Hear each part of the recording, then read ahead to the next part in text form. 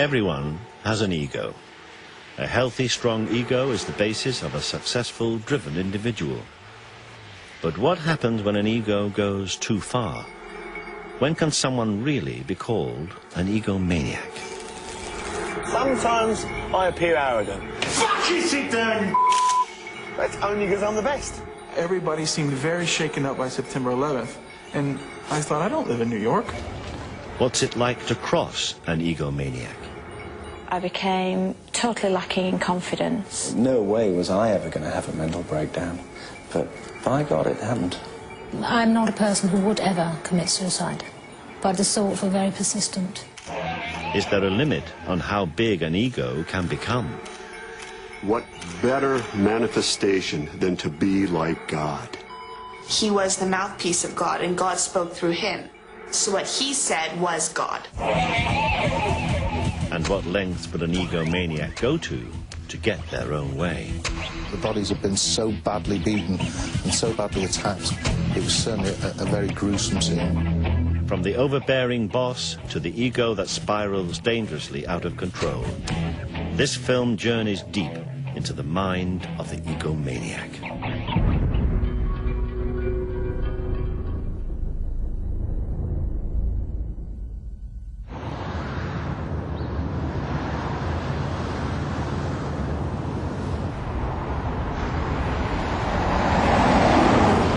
It's all right to be arrogant as long as you're not ignorant and you're the best at your job.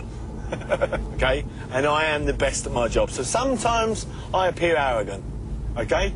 That's only because I'm the best.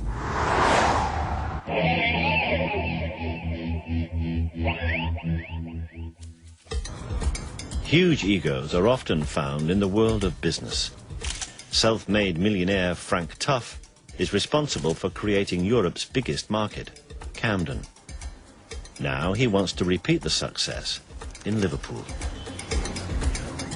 Well, yeah, usually they never listen to me, but they will do. One of these days they'll say, oh, golly, he does know what he's talking about. Oh, no, you look after yourself. God bless, mate. Till that way. Bye-bye. 2008, yeah, is European City of Culture. 1.5 million more people will come to Liverpool that year, just like they did to Glasgow. Why are they coming back? Tourism. And that's what we're about. Tourism, okay? We will create the biggest tourist attraction outside of London. Hence, people will come here. I can bring an extra 200,000 a week into Merseyside, which is half their population. Following Frank for a day, it's clear to see that he has a larger-than-life ego. But can he really be called an egomaniac? If I open 3 days a week and you take £3,000, how much is a reasonable rent? 150. What? 150. 150? Yeah. Then you might as well pack yourself up and go now, because if I get you £3 a week, yeah, I'll be at least looking for £400 of it, okay? Are you crazy?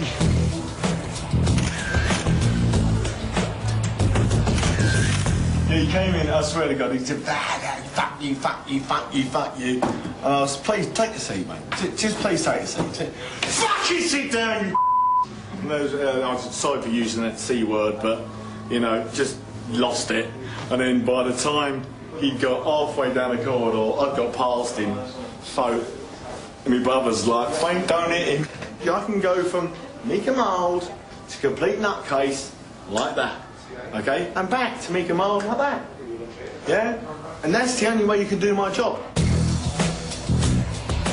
Frank Tuff has got the biggest ego you will ever see in a man. He thinks he is the best at everything. He is, no matter what you've done, where you've been, he's done it and he's done it better. He's the best skier. He's the best racing driver. He's the best boxer. He's the best market operator. He's the best in bed. He's the best at life. He's got the best girlfriends. He's got the best car. Everything you can think of, he thinks he's at the top. And sometimes I think, come back down to earth a little bit. For many, Frank might appear as the ultimate egomaniac. But in today's society, the term is often misused. The true definition of the word relates to something far more sinister. Professor Jeremy Coyd is a forensic psychiatrist. He studied the ego for over 40 years. From teenage truants to mass-murdering psychopaths, he's experienced the full spectrum of what the ego is capable of. Ego is a total necessity for all people, that unless you have some sense of yourself and then some sense of importance and individuality of yourself, you have enormous problems. You have enormous problems in life, coping, and you have enormous problems in relating to others. Egomania is an interesting term which is not used by psychologists or psychiatrists. It actually is something that goes back to the 19th century, the idea of being essentially mad in narrow areas of life and behaviour. Egomania, I think it is the layman's term for narcissistic personality disorder, yes.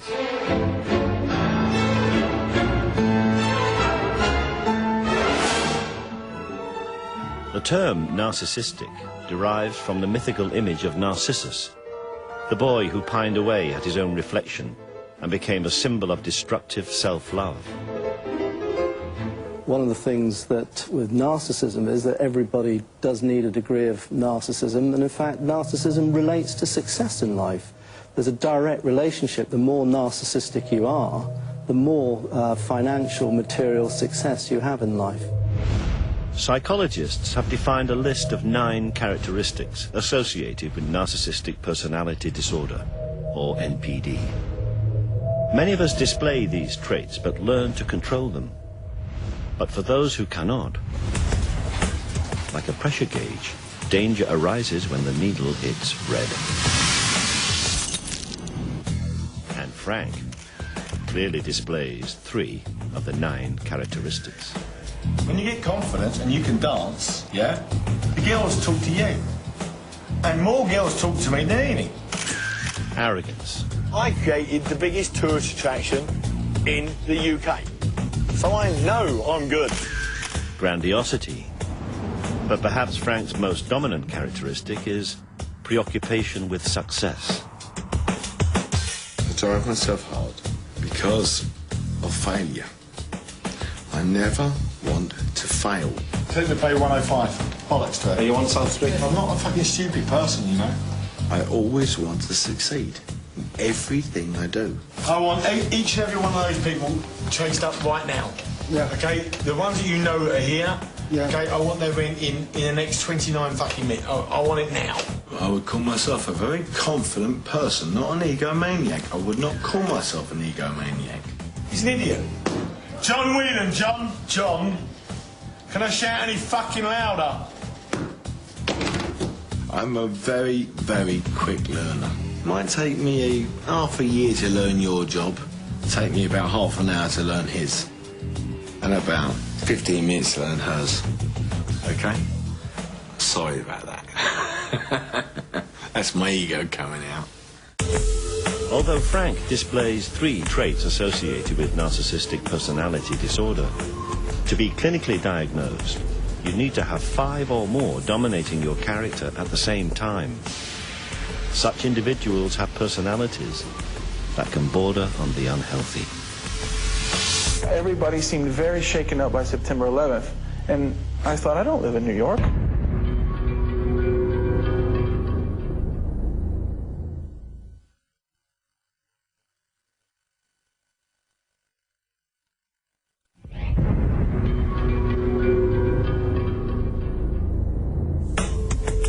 There are 9 characteristics associated with egomania, or as it's clinically known, narcissistic personality disorder. For some, these are controllable, and like a pressure gauge, having 5 or more, all in the red, can define an individual as having NPD. In other words, a true egomaniac. Frank displays the larger-than-life ego that many of us are familiar with. He has 3 traits, and is relatively low on the ladder. But adding just 1 more trait can make a dramatic difference.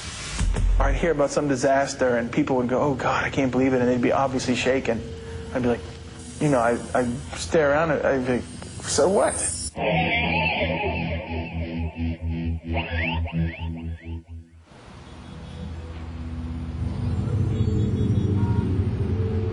David sits on the next rung of the ladder.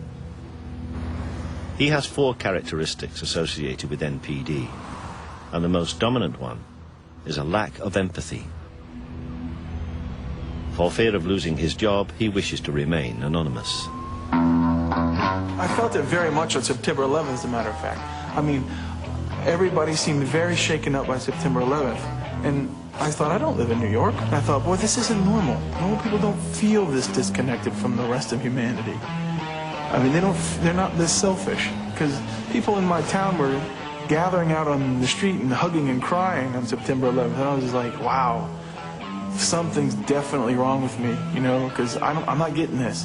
Lack of empathy is one of the key features of NPD. It's very subtle. They don't really care. They don't care if you're hurt. They won't be sad if you're heartbroken. These individuals are ultimately unable to love. They don't have true, deep feelings of caring for others. But actually, lack of true feelings, lack of feelings of guilt, lack of feelings of remorse in the more severe cases of NPD can actually facilitate you getting what you want. If you don't feel sorry because you've hurt somebody or somebody's lost because you've conned them or you've committed a fraud, then what the hell? You get on. David's lack of empathy not only affects his outlook and attitude to others, it also affects his perception of himself. As a result, some of life's most emotional moments appear to pass him by. I went to my father's funeral, and people, you know, who are barely related to my dad are standing around crying. I wasn't happy that my father died, but, I mean, I wasn't upset enough to cry.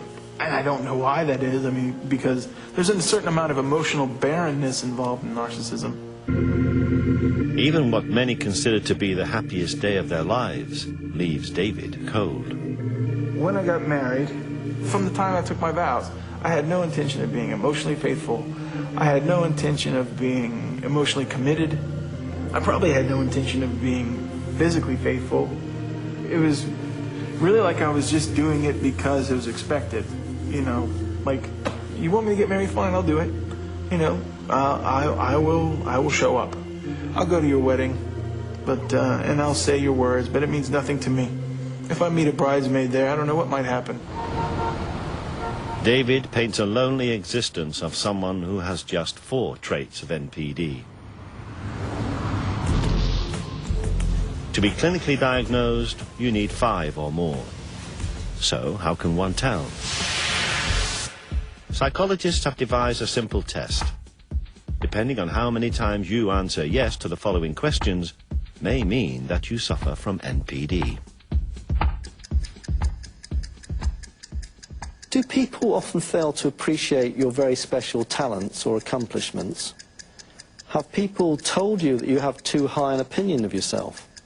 Do you think a lot about the power, fame, or recognition that will be yours someday? When you have a problem, do you almost always insist on seeing the top person? Is it very important to you that people pay attention to you or admire you in some way? I mean, do you feel that you deserve special treatment? Do you often expect other people to do what you ask without question because of who you are? Do you often find it necessary to step on a few toes to get what you want? Would you say that you're not really interested in other people's problems or feelings? Are you often envious of others? Do you find that there are very few people that are really worth your time and attention? Thank you very much. If you answered yes 5 times or more, it could mean that you have NPD. Malignant Self-Love by Dr. Sam Vaknin is one of the first true attempts to understand a narcissist. The narcissist is addicted to a drug called narcissistic supply. Narcissistic supply is a fancy term, and it describes all forms of attention, both positive and negative. Narcissists are very utilitarian, very pragmatic, and very flexible, multi-purpose machines. They have what I call X-ray vision. They are able, instantly, to diagnose the weaknesses, vulnerabilities, soft spots, predilections, fears, hopes, and emotional needs of everyone around them, and to put it to use instantaneously, relentlessly, and ruthlessly. Narcissists never regret what they do, simply because they do not hold themselves responsible to the consequences of their actions. Crossing these individuals can be a daunting experience, especially if you have to do it on a daily basis. The workplace is a familiar backdrop for tales of the egomaniac. For about 10 years, I experienced incidences of bullying. I would often sit in my car and not be able to drive home because I was either so angry or I was just in floods of tears. The general manager had a habit of breaking down someone's reputation and then building it back up, and I became his target.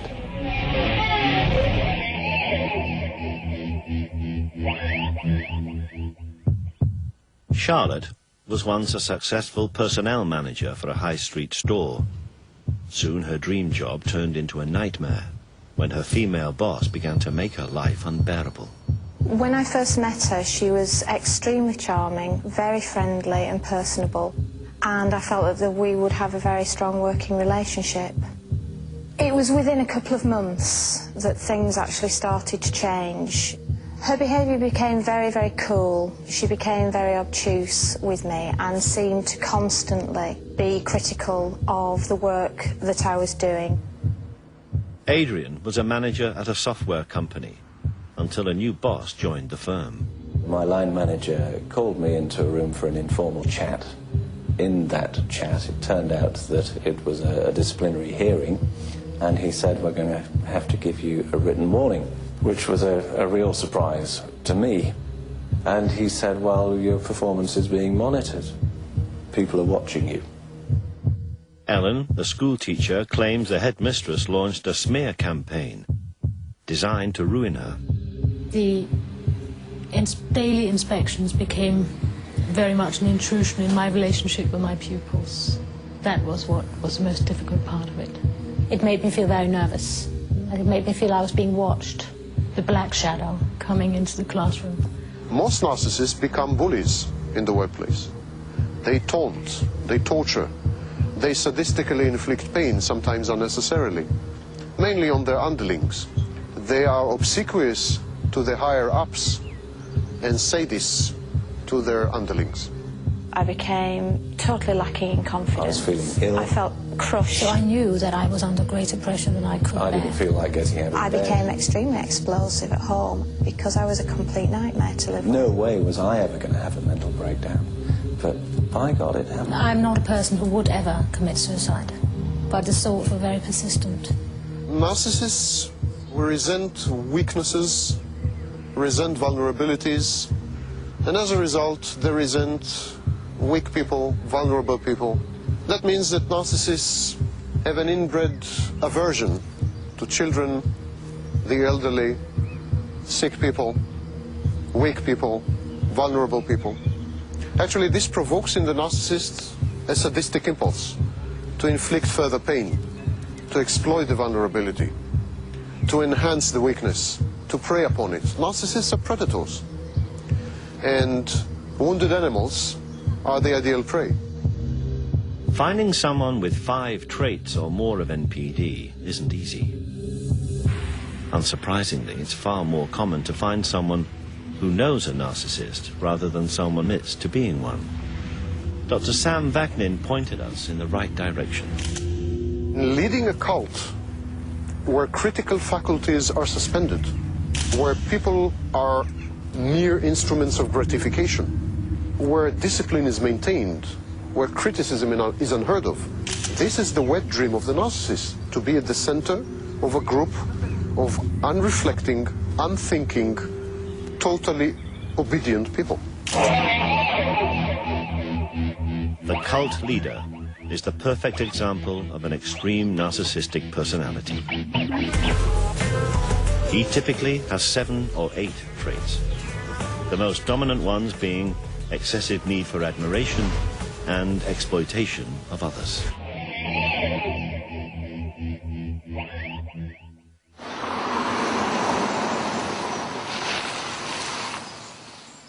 Bob Pardon has studied cults for 15 years.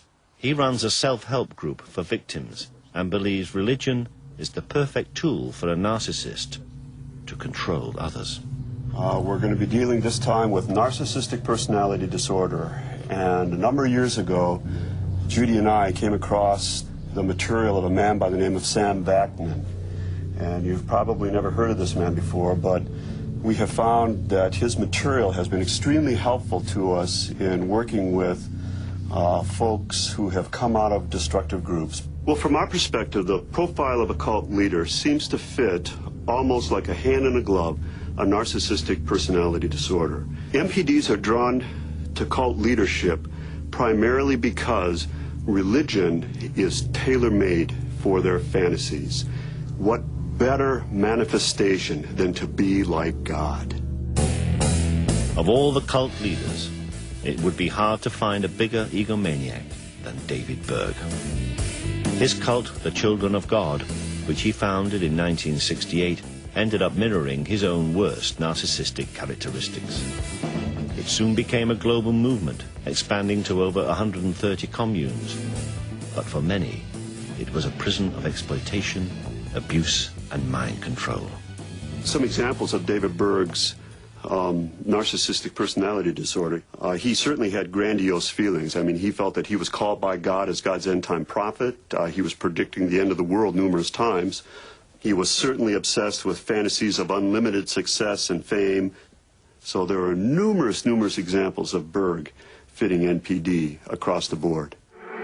For those born into Berg's cult, they had no choice but to follow his idealism, such as the Jones sisters, who witnessed Berg's extreme narcissism from an early age. It was not that Berg was replacing God, it was that he was the mouthpiece of God and God spoke through him. So obviously we couldn't understand God, we were just, the stupid children, and he was the one that was going to explain God to us. So what he said was God. David Berg often said that he was the only one with the wisdom, he was the only one who could interpret biblical prophecy. He was the last prophet of the end. Many religious cults result in mass suicide, but sometimes they are havens for something just as sinister. Berg created his own Bible in order to spread the idea of promiscuity. He was involved in all kind of sexual deviancy. He glorified just sex on a level that is beyond understanding practically. Berg even used his wife Karen to entice new followers. He got this idea, him and Karen Zerby would go out to nightclubs and stuff, and he would get a kick and enjoy watching her flirt with these younger men, or men her age, and and he thought it was a good idea that she should take them back to the hotel room or house and sleep with them.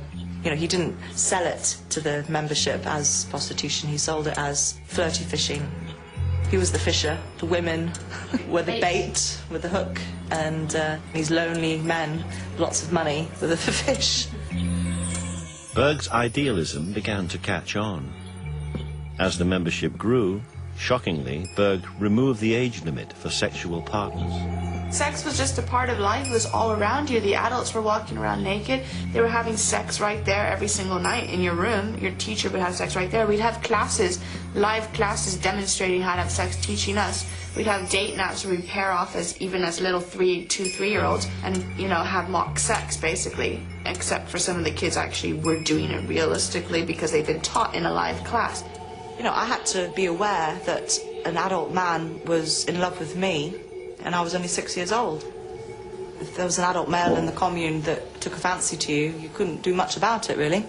In some cases, even if it wasn't forced, if you weren't raped, it was still abuse because it was an abuse of power. All the adults, there was no one that you could go to complain if anything did happen. Incredibly, Berg led the Children of God for a quarter of a century before his death in 1994. Some will never forget his narcissistic personality. His legacy to our generation is just a lot of pain. I've seen so many hurt individuals. I know a lot of our generation have committed suicide or gotten into drugs, or it's messed up their lives completely, and a lot of brave ones who have moved on and made something of their lives, and it's very commendable. But to our generation, only harm has come out of David Berg's teachings. With at least 7 out of 9 possible traits of NPD, a cult leader is a dangerous example of a narcissistic personality. But what type of individual would have all 9? Never before has anyone been diagnosed with the full set. Until now. Normally, most individuals have 1 or 2 of the characteristics of narcissistic personality. Brian had 9. All 9.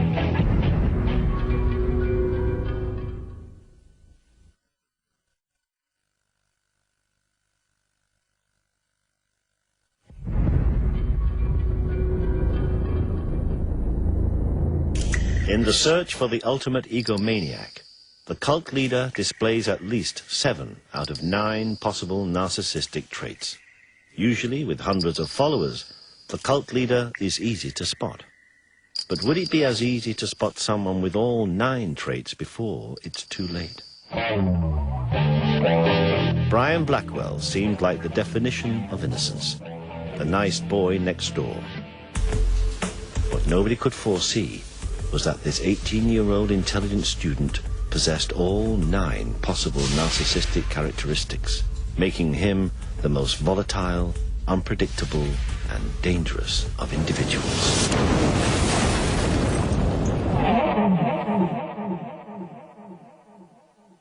On the 6th of September 2004, the bodies of Brian and Jackie Blackwell were found in their home just outside Liverpool. It was certainly a daunting scene. The bodies had been so badly beaten and so badly attacked. It was certainly a very gruesome scene. There was a strong smell of decomposed bodies. There was a great deal of fly activity in the house. And it was quite a remarkable scene in so much as that it was a house that had been closed up. As it turned out, probably 6 weeks earlier the murders had been committed. So in actual fact, it was quite a disturbing sight. There were substantial amount of injuries and wounds to both Mr. and Mrs. Blackwell. I think they used the term frenzied attack, and that's perhaps used quite commonly these days, but certainly there were numerous injuries to both of them. Police began to investigate the murders, and it wasn't long before Brian Blackwell Jr. became a suspect and was interviewed. He denied, of course, being involved in the death of his parents, and he was quite adamant of the fact that, first of all, that we may have it wrong that they weren't his parents, and secondly, that he had any involvement whatsoever in it. And that went on for several sort of hours of interview. As the police continued to interview Brian, they made a breakthrough in the case. They discovered a hammer amongst his possessions believed to be the murder weapon. Although the evidence against Brian was overwhelming, he would not confess. This was significant information we had to put to him. We'd also become aware during the course of his previous interviews that Brian had grown in a great deal of confidence with the interviewing officers. In actual fact, was verging on the point of arrogance with them, or felt himself intellectually more capable than the officers. It soon became apparent that Brian was no ordinary individual. After being psychologically examined, he was diagnosed with narcissistic personality disorder. I became involved with the Brian Blackwell case because I was actually asked to explain to the media, who were in a furore about the case, about what was narcissistic personality disorder. It seemed to be a mystery condition. Somebody needed to explain it, and so that job fell to me. Psychiatrists are reluctant to diagnose NPD so early, particularly in someone who was 18. But Brian's case was so extreme, he ticked all the boxes at such an early age that he was clearly a narcissist. It was only after 2 full days of interviewing Brian that the grisly events that led to the death of his parents would begin to unfold.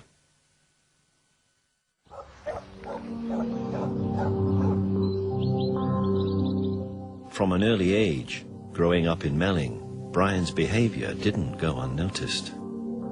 I always thought he was a bit strange. He didn't dress like a trendy teenager, nothing like that. It was like trousers and shoes and... A bit like an old man. A jumper, like them Pringle jumpers, like stuff like that he did there. Yeah. Yeah, and he wasn't allowed to play with us either when we were kids. Like, he was always at home doing his homework and wasn't the average... Teenager? Yeah, or teenager, yeah. I felt sorry for him a little bit though, because his mum was always at him all the time, wasn't she? Yeah, like him and his dad studying all the time. Like yeah. if you'd always hear like Brian, like shouting and stuff like that. Didn't you? Yeah, he was always studying all the time. Brian's relationship with his mother is very interesting. It would appear that Jackie Blackwell was quite a difficult person to live with. Most of her emotional needs were met via Brian. She doted on him, and she very much seemed to want to keep him as a younger child. He says that his mother used to control every aspect of his life. When Brian attended Liverpool College, the controlling hand of his mother was never far away. Apparently she chose his clothes, and according to him even went so far as to dress him physically in the morning.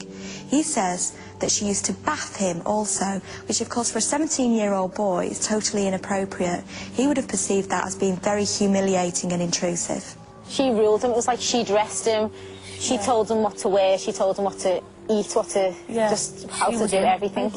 In all these situations, the common thread is not recognizing the boundaries of the child, not accepting the emerging self of the child. The child is not allowed to separate from the parents.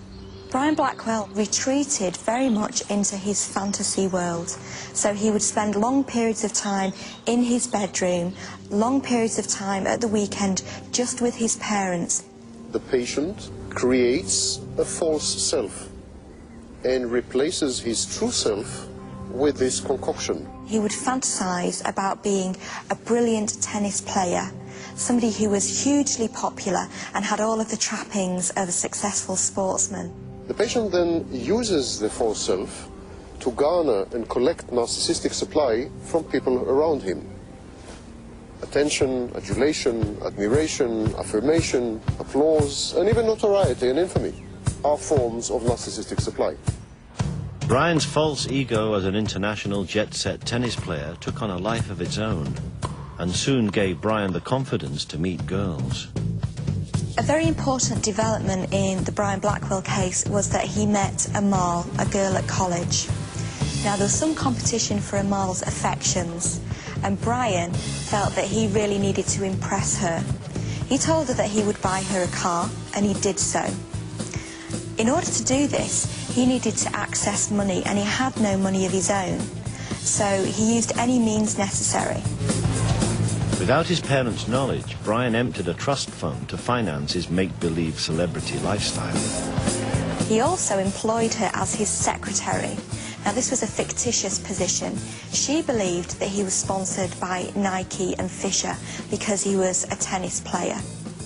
Now, he had no such sponsorship.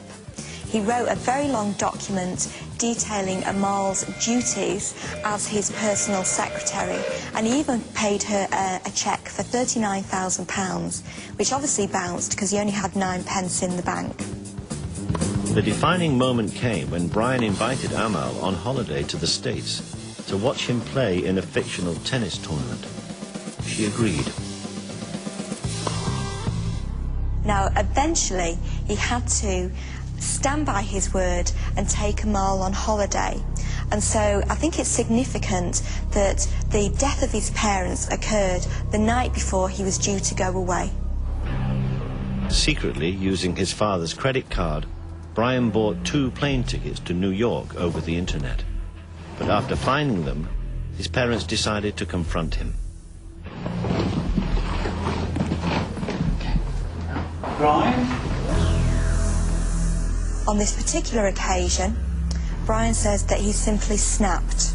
Never criticize the narcissist. Brian. Never disagree with the narcissist. Brian. Never hint that the narcissist is powerless. What this is all about. That the narcissist is ignorant. That the narcissist is incapable of doing something. He had been hanging pictures, so a hammer was nearby. Brian picked up the hammer and he attacked his father.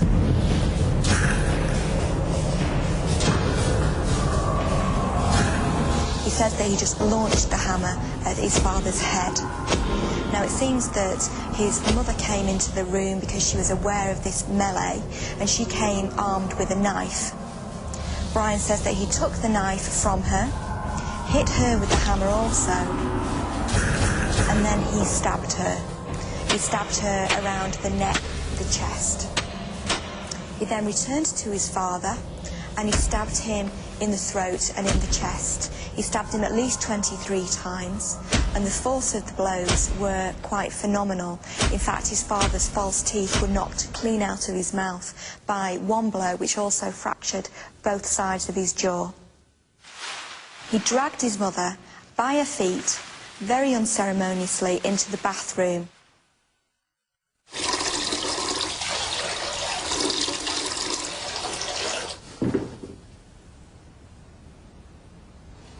Now, I think it's interesting that his mother used to bath him. His mother used to bath him and had in fact bathed him the night before. So, in actual fact, he took her to the scene of his own humiliation. Despite brutally murdering both his parents, Brian continued with his plans to take Amal on holiday to New York.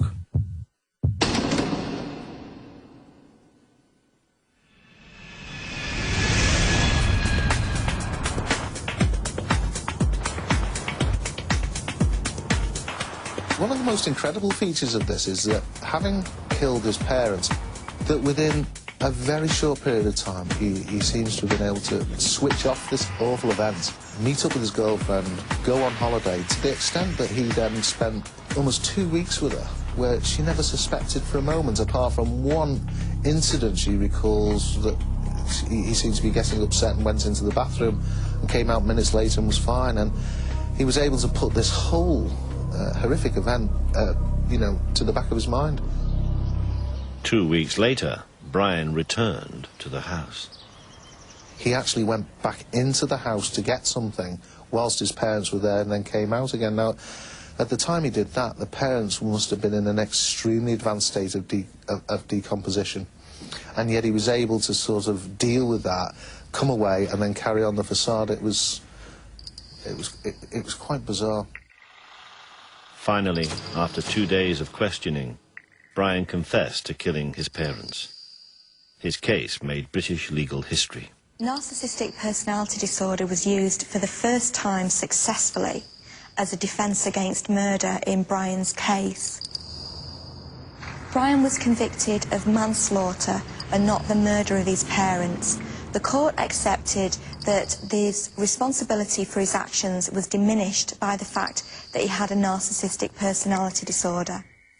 Although Brian Blackwell's charges were reduced, it seems unlikely that he will ever be released. He certainly cannot be interviewed. Actually talking to someone who suffers from all 9 traits of NPD, who wasn't a cult leader or already in prison, appeared to be an impossible task. Narcissists never admit their faults. Narcissists never accept responsibility. It's not like the narcissist is likely to come forward and proudly say, I'm a narcissist, and it's not something to be proud of. And it's not something the narcissist admits to. No, forget this. It's very bad. Bloody hell. Just a second. These kids, shoot them. However, sometimes the answer can be staring you right in the face. Listen, if the answer is not what you expected, cut camera. I repeated it 17 times. Cut.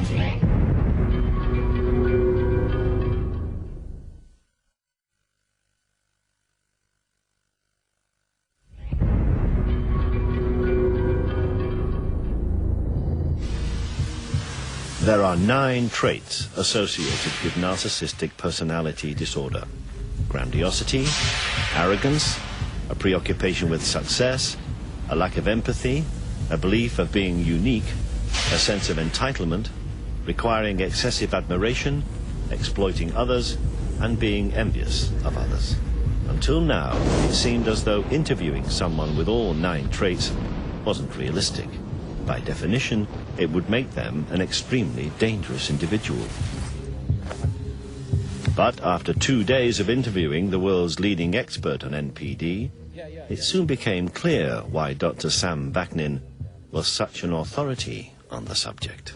I've been diagnosed with a narcissistic personality disorder, and therefore I'm a narcissist. And all the traits that I've enumerated before exist abundantly within me, I'm afraid.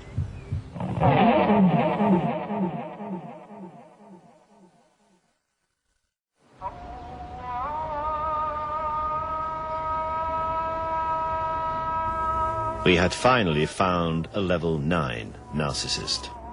Sam is unique. He not only has all 9 traits, but he's been aware of his condition for over 20 years. I'm a self-aware narcissist, which is a rarity. Most narcissists are not self-aware. They have no introspection. They don't have the ability to step aside and look at themselves and realize that they are the source of their own misfortunes, defeats and troubles. But self-awareness is not like healing, is not the same as healing.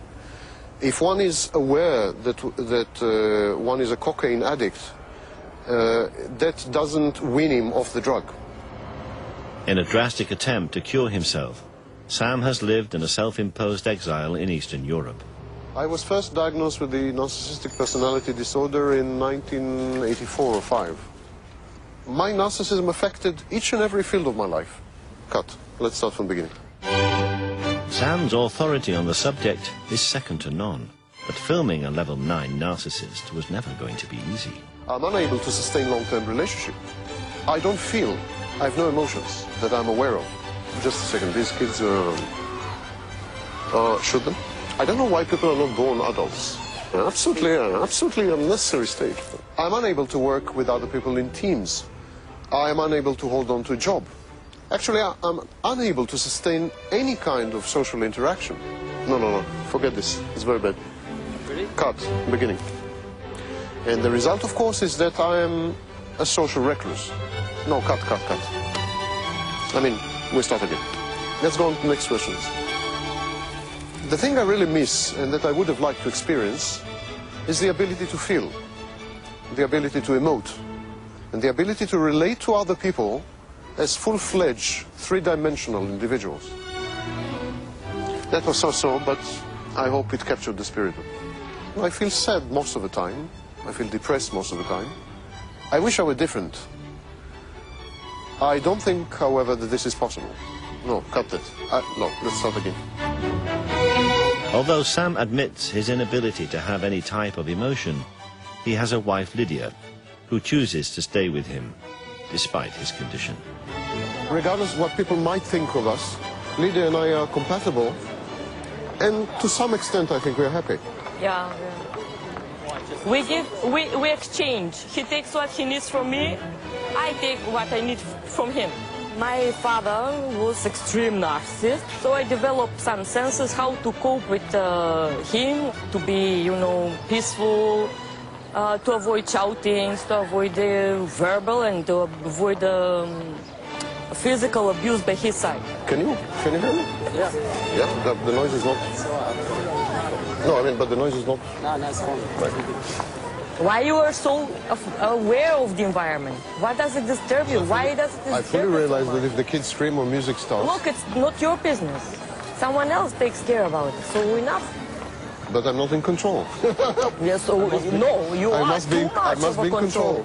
You must have control of everything, so it's not that I must direct Mark, directing me. Yeah. I need to be in absolute control. I need to be in absolute control of people, I need to be in absolute control of situations. I am a control freak. You are directing this film. I don't like that. I want to direct this film. I'm the authority. I'm the supreme authority. I'm far superior to you. I'm omnipotent. I'm omniscient. And you are challenging me not by doing anything. You're a very nice guy, but you're challenging me by your mere existence and by your mere position. You're telling me what to do. Because I need to be in control, and because I'm grandiose in my self-perception, I challenge authority all the time. And because I challenge authority unsuccessfully all the time, I rage.